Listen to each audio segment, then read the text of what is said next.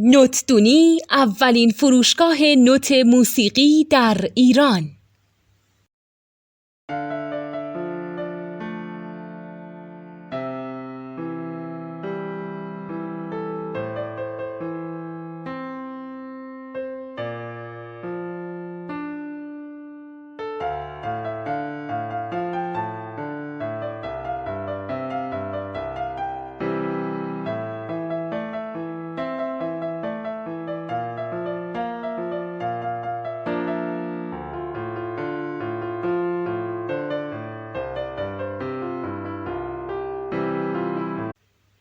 سلام دوست من، شما پیشنمایش این آموزش رو مشاهده کردید.